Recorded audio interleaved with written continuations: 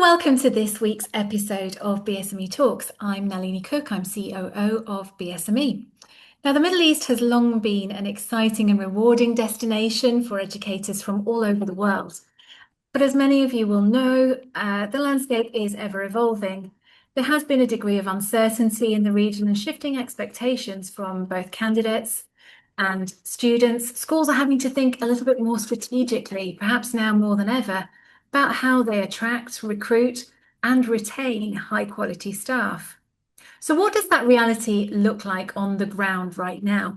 Particularly if you're out of the region, you might be wondering what real life is actually like. Are schools finding it harder to secure the right talent? And what are teachers really looking for when they consider a move to the region, whilst the situation is still so fluid? Joining me today to help me tackle that topic are two brilliant members of the BSME community, and I'm delighted to introduce both Ryan Jones, who is co-founder of Teacher Recruit, and Lisa Passante, principal of Star International School, Twar. Thank you both for joining me today on BSME Talks. Lisa, I'll start with you if I can. There has been an element of uncertainty in the region over the past couple of months. What are schools most concerned about at the moment when it comes to teacher recruitment? I think the biggest concern for schools at the moment is building the confidence back up in people in terms of wanting to come to the Middle East. Obviously, during periods of regional uncertainty and our shifts to distance learning, there's understandable anxiety that comes with that. And I think candidates, and especially those that relocate with families, are asking probably more questions than usual about safety, stability, and long-term security before they want to make that, commit to that move. Dubai obviously does very well in terms of the whole recruitment of teachers. It attracts great teachers.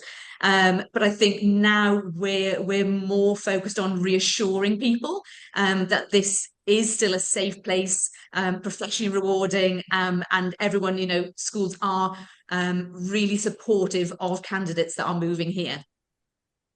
Thank you. Now, Ryan, you're on the other side of this as such, because you're talking to the teachers directly who are perhaps considering the region for their next job. Are you seeing the same trends? What are their current concerns? Yeah, thanks, Eleni. It absolutely is. And Lisa's absolutely correct in what she's saying. The main thing that we're getting from a teacher's side is what is the stability and the safety, and what does that look like across the whole of the Middle East? That's not just Dubai exclusive. So it's really actually reassuring and refreshing to see that what Lisa's hearing inside the classroom is the same as what we're sort of seeing outside of it. It's all to do with what are the school's plans if things escalates? What happens if, we're in a classroom and the alerts go off? What are the security protocols that are in place? And it's just, again, from the school side, and sorry, the teachers appreciate from the school side just an honest and reassuring answer to those questions.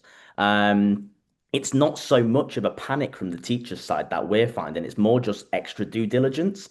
But yeah, the main thing that we're getting is to do with that safety and stability within region. Thank you. So it seems like the concerns are consistent with both sides hearing the same thing. Lisa, how as a school then are you addressing those kinds of concerns that might be arising amongst new recruits that are perhaps due to move here and perhaps even their first international move for the new academic year?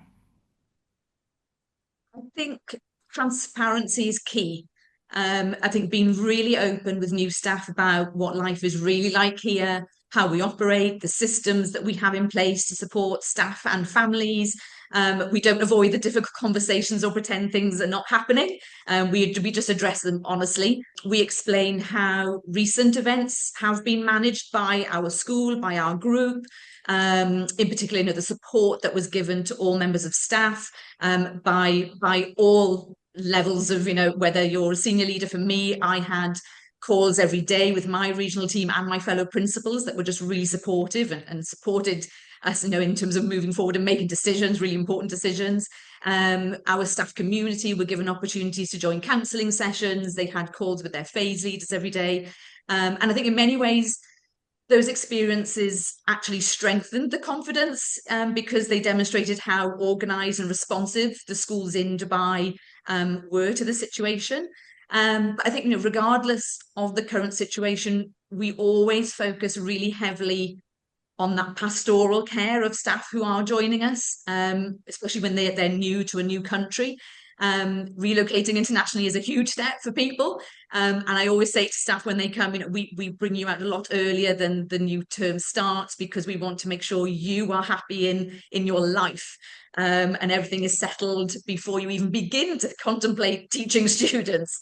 So it's really making sure that they are comfortable and they're settled in their home life before we even begin to think about sort of education. So it's thinking about the people, putting people first. Yeah, absolutely. I think that's something that international schools do incredibly well. I'm sure Ryan will agree. We see that not only throughout the region, but globally. International schools, I think, know that successful recruitment and then thereafter retention happens when schools take care of their staff and make sure that their staff are well settled. It has an impact on the success of a school and the success of their students as well. In case it hasn't come across, all three of us, for those listening, are actually currently sat in Dubai on the ground and have been here for some considerable years. It's important, I think, to say at this point, we're all aware of what's going on. Nobody's trying to paper over the fact that it has been an unsettling few months. But equally, we're all here quite happily to be here. And I can assure you that none of us is being paid by the government to say that. Well, I can say that on my behalf. I'm fairly sure I can say it on your behalf. I wish somebody was paying me to say that. But no, we are genuinely here and happy to be here. And I think it's important to listen to those voices of people on the ground, as well as what you may see in the press in other places. Ryan, if a candidate is then offered perhaps multiple roles, what are the key factors that you find are influencing them to choose one school over another, particularly in this situation? It's always a funny question when I get asked this, Nalini, because in any other industry, the answer is very simple. And the answer is, what's the package? What's the salary? Whereas in education, it couldn't be further from the truth. One thing that we find when we speak to candidates is the interview experience with the leadership is massive. What are the first impressions of the school? What are the first impressions of the SLT? I'm a firm believer that teachers join leaders rather than joining schools. You can have the best school in the world. If the leadership doesn't quite match up with what the teacher's values and goals are, and vice versa, then it's not going to be a good fit. So we get told, or we get the conversation with teachers quite frequently that say, well, school A offered me more than school B, but I'm going to join school B because I felt like I belonged there and I had sort of more of an impact to play within that school. And that leads me quite nicely onto the next point, which is we find that a lot of the teachers we speak to are super ambitious and they want the school to match their ambition and help them get to wherever their next stage of career is, whether that's middle leadership, senior leadership, whether it's even a teaching assistant moving through into a teaching position. So schools having CPD budgets and being very clear as to what that is in the first instance is also a key factor. And the final thing that I'll mention, I've just come away from package, but I will sort of swing back into it, is it's how clear is the package. It's not a massive key sort of deciding factor as to how big the package is, but what's included, how clear is it, how proactive of the school being sort of letting the teacher know this is what your package is when you join our school, and going sort of from a lot of people who come over to the Middle East that have never sort of taught here before. Obviously the majority of the Middle East is a tax-free region. So what does that look like? You might be coming from the UK where you draw into a pension, but you don't have that here. We have gratuity and end of service benefit. What does all of that mean? It's answering all of those questions at the start so that the teacher can go, or the candidate can come away and go, I feel like I've completely done my due diligence. The school have been super proactive in letting me know exactly what my sort of role is and how they see me fitting into their school. So that's the one I'm going to go with. Thank you. It's a really nice insight there into what perhaps drives some of the candidates, the majority of the candidates. And as you said, it's not typically the package, the dollar figure that's seen. It's that essence of feeling like you belong, that you're on the same page. So some great tips for schools and HR departments there as well.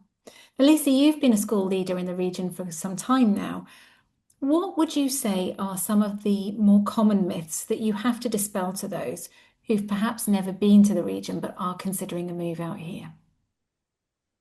I think they can be quite vast, actually. I think one of the biggest myths is perhaps how restrictive or difficult Dubai is to adapt to. But it's actually not. It's one of the most international, welcoming, professionally ambitious cities in the world. And I think people are often surprised when they do get here how easy it is to get around.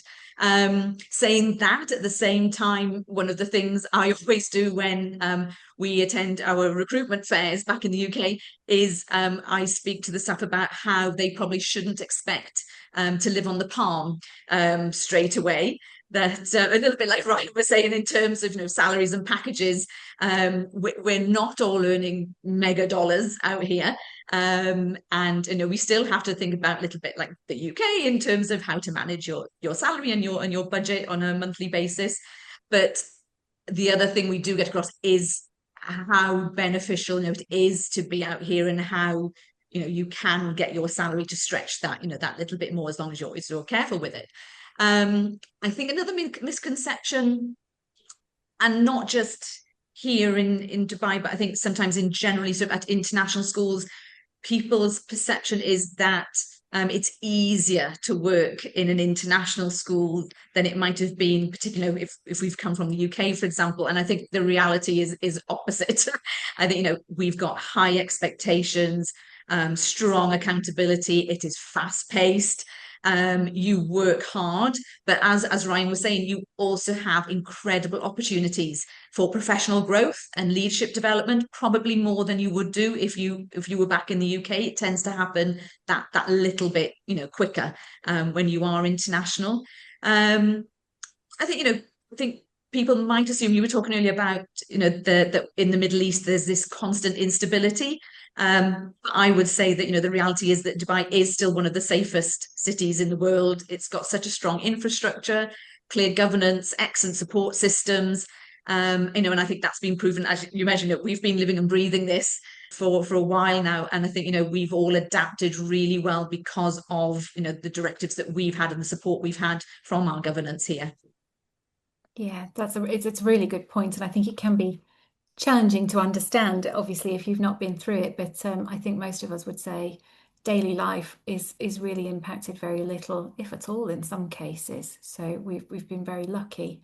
Um, I think it's worth mentioning here that a lot of the comments, obviously, we're talking a lot about Dubai because that's where the three of us are based, but do hold true for throughout the region. Lisa, I know that ISP, which is the school group that Star belongs to, have schools throughout the region, and I know you've got recruitment drives going on for a number of schools at the moment. In fact, you're going to the UK in the very near future. So if anybody's listening in and is encouraged to apply, please do get in touch with Lisa and the ISP team. But yeah, I mean it's a very different situation, I think, on the ground to what is perhaps being portrayed elsewhere. Ryan, are there any mistakes that you think schools are commonly making at the moment that are perhaps preventing them from finding the best teachers for their schools? Now, this is a slightly loaded question, I do realise. So without pointing fingers at anybody, just some, tips, I guess, for schools and in their recruitment process. Yeah, absolutely. So it's actually funny that one of the points that I was going to allude to is starting too late, and you mentioned Lisa's going to the UK in a couple of weeks or this week. But obviously, I think that sort of has a little bit.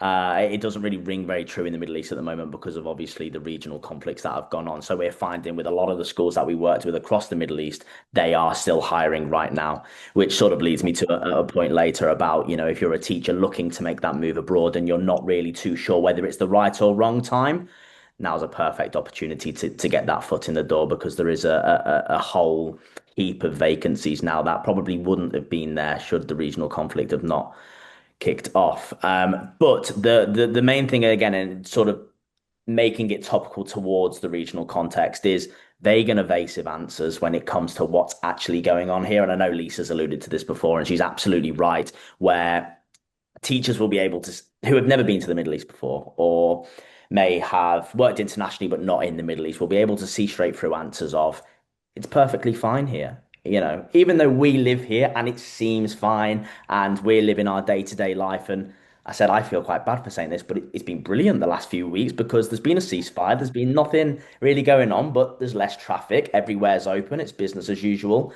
It's great in inverted commas.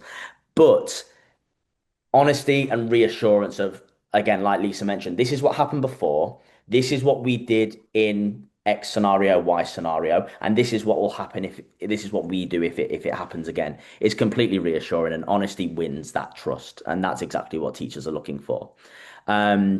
The other thing, and this is a little bit more generic, is about overly selling the school rather than looking at how that candidate fits within your school. So again, this is a couple of bits of feedback we've had, and this is global, not just, to the Middle East, is when you're a candidate and you're interviewing for, let's say, 5 to 10 different schools, every single school is going to tell you, the key strengths of that school, how amazing the school is, and every school is amazing in their own way. But what we find that candidates really like is when the whoever's conducting, whether it's the HR manager, whether it's the SLT, say, well, tell me a bit about yourself. Why are you looking at working for our school? Do you have children? How many children do you have? What are your hobbies? What are your key interests? What are your career ambitions? Okay, fantastic. Well, we think you could fit here. And then within 2 years' time, you could move to a head of year role and whatever it may be. And they come away, and candidates are more likely to accept it if it's more of a two-way conversation rather than a slight sales pitch.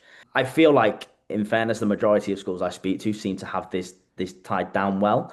But again, if it seems like it's just an oversell on the school and not really too much the other way, it can turn candidates off quite quickly. And the final thing before I move on, and this is super current now, is the over reliance on one way of doing recruitment. So whether that be an over reliance on one platform, one agency, one event, or what have you. At the minute, I was listening to the BSME Talks podcast last week with Rachel, and she mentioned about how we need an extra 40 million teachers to meet UN sustainability goals by 2030. So schools now can't just rely on one stream of teachers because there is just that global shortage. So I think diversifying the way in which schools recruit now is also something that we see that can benefit the school a lot more than sticking to one channel. Thank you. And I know you're far too humble to say this, but I'm going to do it on your behalf. So if you haven't seen the Teacher Recruit platform, if you're a teacher, it's a really easy to use app. If you're a school, it's a really easy and very affordable way to get your vacancies out there to the right people. So I've had a little explore of the app myself and was really impressed. So take a look at that if you're looking for a job at the moment, you're trying to advertise vacancies. We're coming towards the end of our time, so I'm going to pose one question to both of you, actually. So I'd like both of your thoughts if I could. What is one last thought or message, Lisa and Ryan, that you'd each like to leave those listening with, particularly if they're considering a move to the Middle East for a teaching role at the moment for next academic year? I would say be curious rather than cautious. Ask questions, speak to people who are here already. I think you mentioned this earlier, Nalini, look beyond the headlines. I think us here in Dubai were horrified when we saw some of the headlines that were out and about, in the media, and thinking that's not actually what's happening here. So definitely be curious rather than cautious. Don't let assumptions make the decision for you. Find out for yourself. What is it's actually like here by speaking to people here. Coming along to recruitment events where the principals are actually there and seeing people and telling you what things are like. And I think for anyone not just going to the Middle East but internationally, I know for myself, often you go out thinking you're going to go out for a 2-year contract or something, and I'm here 20 years later, and never wanting to go back. And I've been to different countries, but the experience of being international, nothing can even describe what experiences you can have, and the opportunities there are out here, for everybody. Fantastic. I'll echo that. I also came out for a year 23 years ago. I'm still here. It definitely gets under your skin. I think Dubai, or the region, is a really easy place to fall in love with. I love that concept of being curious rather than cautious, and I think particularly if you're earlier on in your career, as a class teacher, a subject teacher, don't be afraid in interviews of asking questions. Harness that curiosity, ask questions because it's just as important that the school is a right fit for you as you are for them. Ryan, over to you. Yeah, I was going to say that curious, not cautious, is probably the best way to put it. And I'll probably pinch that, Lisa, for when I'm speaking to people moving forward. But I think echoing absolutely everything that you guys have just said, don't apologize for hesitating. I think the hesitation is reasonable, but ask the questions and ask the questions to people on the ground. I mean, I'm a little bit fresher than you guys. I've only been here 4 years, but in those 4 years that I've worked in education across the Middle East, I must say it's probably the most supportive teacher community that I've seen. Like everyone is here to help each other. There's very little gatekeeping that happens here. So reach out to people, whether it's LinkedIn, whether it's again, I sort of echoing. I'm a keen BSME Talks listener. Clearly, I listening to last week where Rachel and Sean mentioned about the buddy system that they have within their schools. If you have a buddy, use them, ask questions, get advice about what it's like over here, not only during this sort of regional tension, but this is going to pass at some point. So, what was it like beforehand? How has it changed? Has it changed a lot, or is it relatively business as normal with just a few different security protocols? That's sort of what we're seeing. So yeah, I think that the main thing that I would absolutely echo is just make sure you're doing the homework and you're speaking to people that are here. Because, like I say, there were some over dramatic headlines that were just not sort of spelling what was going out here correctly. So yeah, that would be how I would say speak to people that are actually here and on the ground. Absolutely. Thank you. Now, just before we close, we always finish every episode of BSME Talks with the same question to whoever is guesting. So I'd like to ask you, Lisa, first, who was the most influential teacher during your schooling and why? It was a lady called Miss Phelps, and she was my English teacher in secondary school, as well as my form teacher throughout my entire time in secondary school. And I'd always wanted to be a teacher, even when I was a bit younger, but spending sort of those whatever five years in secondary school with her as my form teacher and English was my subject, I then was very much, I really want to be a secondary English teacher when when I'm older. That's what I want to do. I didn't actually become a secondary English teacher. I became a primary teacher because I always felt that the students were going to be too tall, taller than me. And now here I am across the primary and secondary school. But yeah, she would be always the person that I think about when I think about that's guided me sort of and made my decision as to being a teacher. I love that. And that's exactly why we ask this question. I think people often don't realize quite how much of an impact you have as a teacher on your students. It's easy to forget why you yourself were inspired. Brian, what about you? Most remembered So teacher. yeah, my most influential teacher, he was actually the assistant head teacher, and he taught me PE across Key Stage 4 and Key Stage 5, and his name was Mr. Wilkinson.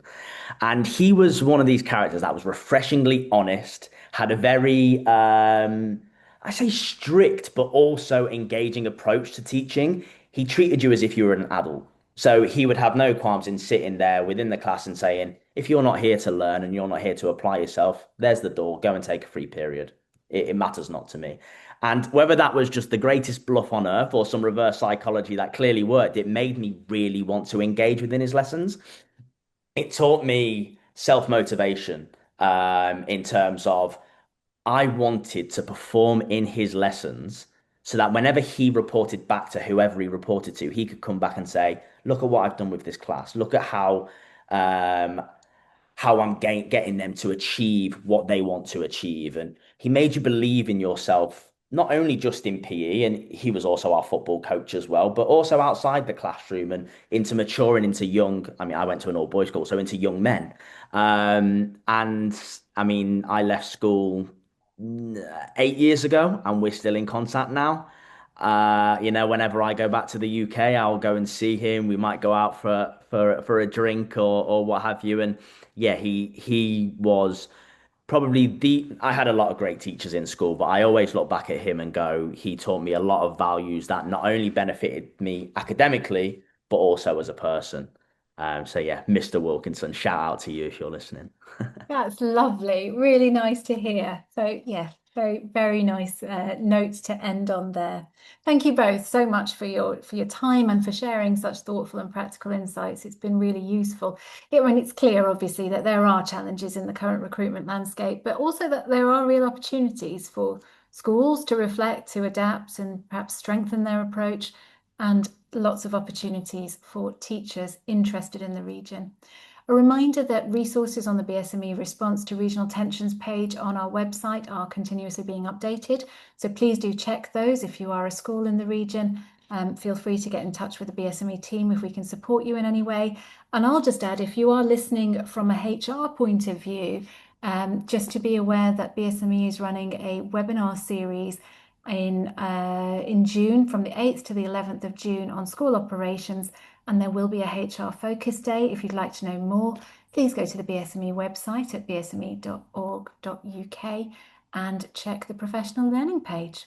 Thank you to all, thank you to both of you, and happy teaching.